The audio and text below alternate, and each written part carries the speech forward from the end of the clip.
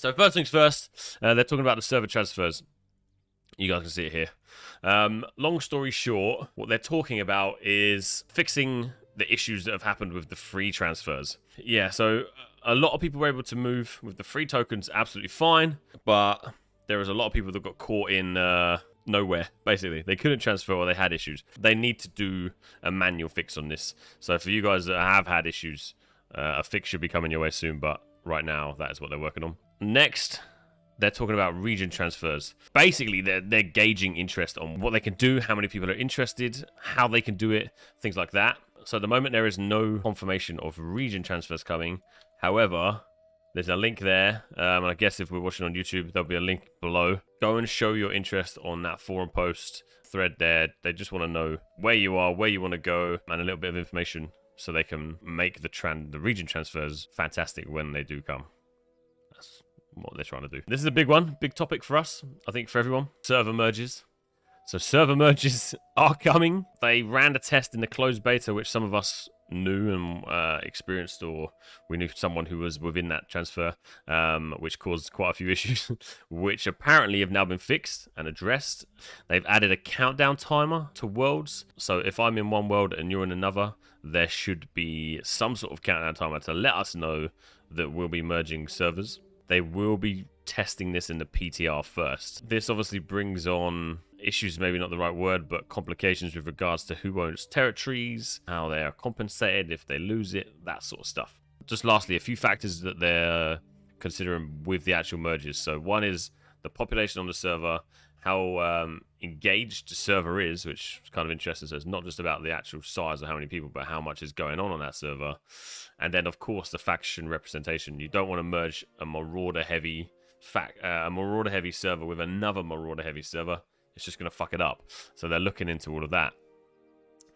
For you guys that own territories and are wondering what's going to happen, this here is what's going to happen. So players on worlds identified for the merge will be informed in advance of the plan. Players with characters on a merge candidate will not lose their progress, including your gold, items, faction, and company. However, territories will belong to the companies on the partner world.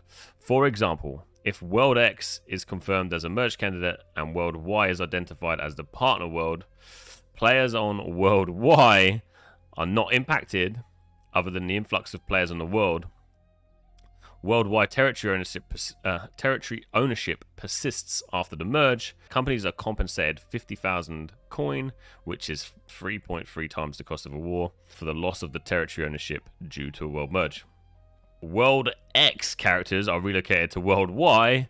Characters, companies housed in gold and owned items remain intact, but territory ownership will not persist. So, in my terminology, if you move from your server to my server, you lose your territory, but you get money back. So that's basically what's going on. If you get merged to another server, you currently cannot move from that merged server, so you just need to suck it up and deal with it. But again, this is all being tested on the PTR first before it gets thrown out into the live version. War can't be... Apparently, there's a few people that can't declare wars. Long story short of this part here, they basically said they're investigating it. I think there's a little bit of vibe in there that said, like, that people are basically saying they felt like they had earned over 10%, but they didn't get the declaration of war.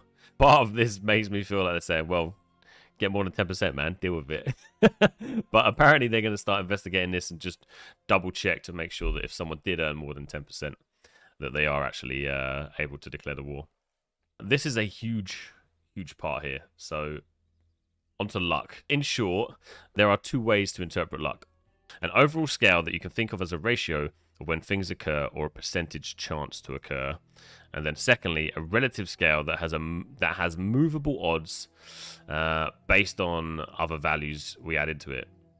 What I took from reading everything else was luck doesn't increase your chance to get a higher gear score or roll more perks, but it does increase your chance of seeing item drops that have a higher chance of rolling bonuses. That was taken directly from here. Things like enemies and searchable containers will use method 1, which is up here. Basically where anything in their drop list can drop, and ultimately having more luck means you get less common items, essentially. And then method number 2, which is gatherables, but they did mention it, it's not fishing. Your luck stat will increase, and the more it increases, gradually more items are available for you to drop, if that makes sense. So there's one half where you basically get better items, or as they've worded it, less common items. And then the other one is the more luck you have, items that weren't previously able to drop for you now can drop for you.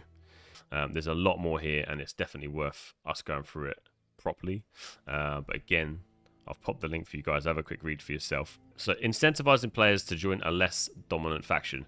So there's 2 ways that they're trying to support this. One, as we know, underdog factions get more influence to give them a better chance to declare war. So for argument's sake, if you own 1 territory and the enemy owns 10, when you do PvP missions, you will get more influence every time you turn in, and it'll be easier for you to declare war. And secondly, you are not allowed to join a dominant faction. As we know, when we lost a lot of our territory, which is really lovely, but a lot of people joined our faction and applied to join our clan. So that's 2 ways that they're trying to incentivize people to join a less dominant faction. They're also changing the cooldown from 120 days to 60 days, which should help more people move to, as they've called it, the underdog factions. And they have discussed here, they're basically coming up with more interesting ways to incentivize people to join a less dominant faction. They want our feedback here. Let us know what you think would most incentivize you. That's what they want. Get in there, give them some ideas, boys. This is kind of interesting. Our stance on exploits. So what I took from this is they basically want to ban people that are exploiting the game, not someone that has come across a bug. The way that they have determined this is, for example, if a player comes across a creature or a mob that spawns pretty much instantly after you kill it, that's fine.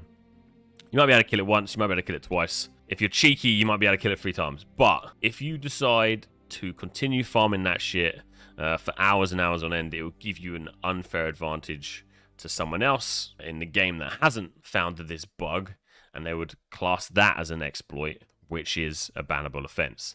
And I would assume that goes across everything. So let's say you take a bow and you find that your bow hits 10 times more than it should do because of a bug on a perk. And it's quite obvious that you know that this is a thing and you're constantly using it. They would class that as an exploit, not a bug. And the way they're penalizing people is they'll suspend you first and then they'll ban you if you do it again. And they did put here, basically, if we want to, we can insta ban you. So don't exploit. That's what that's about. This is kind of interesting. So this is quest and quest design. A lot of us that have been playing from the start, I wouldn't say are unhappy, but want to see more diversity in the quests and the way we do things in the game, especially from leveling up. I think a lot of us are level 60 now. It doesn't matter so much. But when they bring out more quests, it needs to be exciting for us to want to quest. So the summary of this is their area of concern is around the lack of variety in quests, the dynamics in them, the long travel times, and something that I was quite keen to see, quite happy to see what they put in there is they're unhappy with the way the storytelling is, and it could be better, it could be more compelling, which is kind of cool. There's also the long spawn of some mobs, and then some people have complained of some extremely difficult mobs. So these are things that they're looking into, and there are some improvements already in progress. So the list is here, but I'll just run through them quickly. So improvements are already in progress. New task types integrated into existing quests, and they got wave events, destructible objects, some light traversal mechanics. So there's new things that they're bringing into current questing. New enemy variety and improved scaling. Major enemies in the main story quest difficulty adjusted. New quests and quest givers spread out across existing zones. What they want to do is bring, like if you accept the quest here, you don't want to have to go over there. It should be like here, it should be relative to where the quest giver is to some extent. New and improved quests in high level zones. Tracker and map updates to differentiate various types of quests and missions. It's kind of cool. New storyline associated with the Varangian Knights. The new fucking mobs. New presentation methods to highlight major story moments in the game. That's cool as well. One thing that they're looking to do alongside all of that is integrate crafting, the survival part of the game, and the territory control in with the quest line. I don't know how they'll do that, but that would be great. Kind of, I guess, incentivizing people to do things, not just go to A or go to B. there might be something that PvP missions or something like that to incentivize doing some territory control. Who knows, man? That's kind of cool. Following on from quest improvements, they've highlighted a few extra quest styles or quest hypes. So the first one is like a trade skill quest. So more quests and like basically a storyline centered around your trade skills. Basically, be perfect for someone like me who, I don't know, I just don't gather as much as I should do. This would support that, and it will help us get better in our trade skills while we level up and while we quest. Same with the weapon mastery. So there'll be quests associated with each weapon type, which they put here will lead to new stories, challenges, and unique weapon rewards. It's pretty cool. Then we have, which is kind of exciting, long story short, in the coming months, we should expect new expeditions and new features related to expeditions, along with new stories and quests and all that sort of stuff. But here, man, new expeditions. Now, maybe that is new expeditions within the current territories, like the current zones that we have, or maybe new territories. Brimstone Sands, where are you? Who knows? But that's pretty exciting. Again, who knows on the time frame? But they said within the coming months, which is pretty cool. Maybe early next year. Okay, so character customization. In short, they want to kind of have that like real history vibe, but also allowing us to be a little bit wild and jumping into the fantasy realm as well. Which was in there. This is in their words. They want it to be exaggerated and dramatic, yet believable. It's kind of cool. I'm all for that. Looking forward, what they want to do is bring more kind of cultural and narrative-driven looks, and as they said, some more grounded than others. Basically, more of a variety. And they put somewhere in here. They want to allow people to choose more of a masculine vibe or more of a feminine vibe, but allow anyone to use it. Like right now, we could be a female with a beard. You know, you could do what you want. You can be who you want to be. So that's kind of cool. And they did put at the bottom that they're potentially going to bring more character customization as well. So when you create your character, and maybe they'll bring a barbers or something into the towns, so we can go and change our hairstyle. So this is next one's an interesting one. The Minimap. This is something that I think a lot of people wanted to use, a lot of people in our company wanted to use, and we've just basically said, boys, you can't use it, man. They don't support it. This is changing. They're following the conversation, but it's not on their list of priorities to create their own minimap. So what they've said is, they're explaining here why they don't want it and whatever. All that said, we have discussed the matter with Overwolf and have decided not to penalize minimap mods from this third party, provided that they stick to the following rules. As a general rule, the minimap follows the exact rules of the compass and cannot give players an advantage of any type over the compass. Information used for the display, even within the limitations expressed below, must come from the Overwolf API, which may be added over time, but can't commit to at the moment.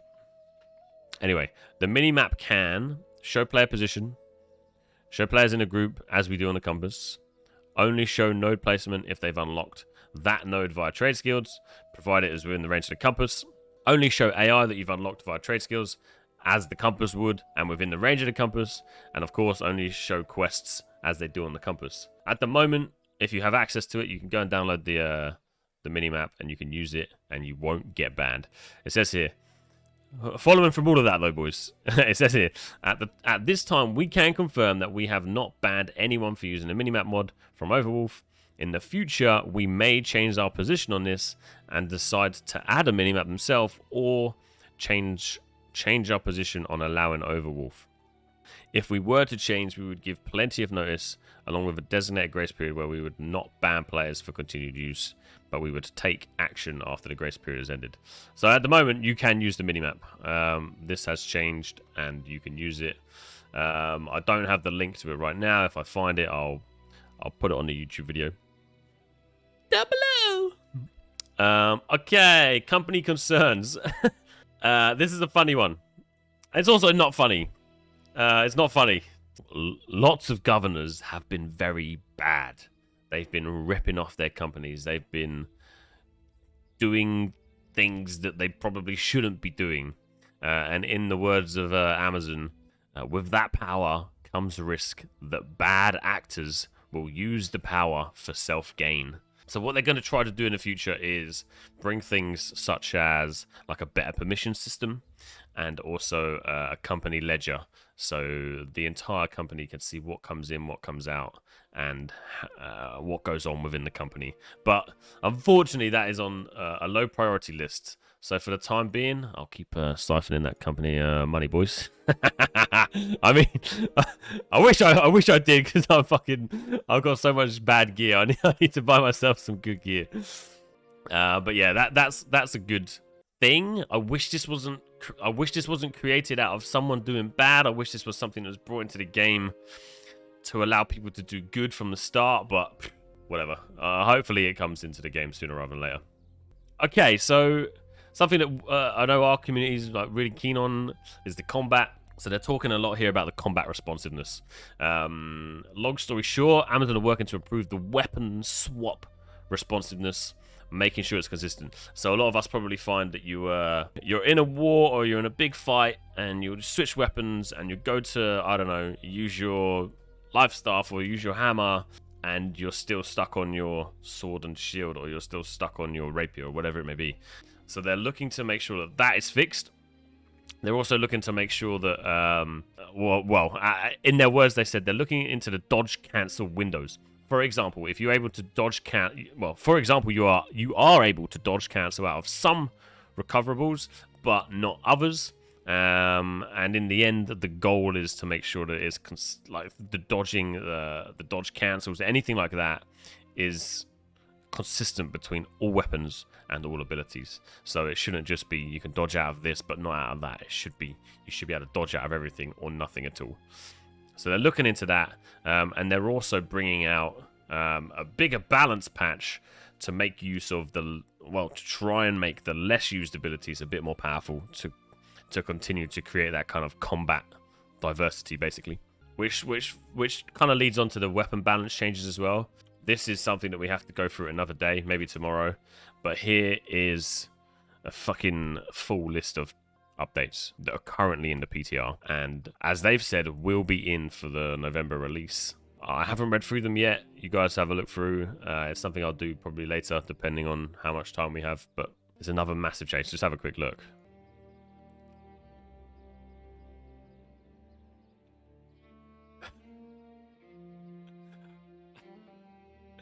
It's worth going through and looking at your weapon for sure that you currently use, and some of the main weapons. But take a look at that. Anyway, we'll move on because we could get stuck on that for a while. Weapon and armor perks. Basically, they're aware of broken perks and they're going to address them and hopefully fix them in the November release. That's what this is about. Then we get onto the public test realm. The information on the public test realm, the Void Gauntlet, the trees. We've gone through this already. There's links on Twitch now, and again, we'll put the links in YouTube. And finally, before we get on to some questions, boys, finally, crafting and gathering. So I know it has been a fucking huge topic within our company. Where to spend money, how to spend money, why to spend money, all that sort of stuff. Why are we spending money? Because we can't gather it, blah, blah, blah, blah, blah. Long story short, they are addressing the low drop rates on some of the really rare materials in an upcoming patch. Such as, what do we have here? Beeswax, runic thread, etched handguard, embossed wrapping, and empowered counterbalance. They did say that beeswax will be addressed in a later update as well. And that's it. We've kind of that's it. So that is their update on the current issues, which was posted 10 hours ago from this current reading, gents. There is the link. There is the link there for the current update, which will then also link you to where you need to go for your region transfers, the weapon updates in the PTR, all that stuff. It's all there. Have a look, go through it yourself. And with regards to when the patch is coming out, no confirmation as of yet. All they've said is that it's coming out in November. They haven't given a date yet.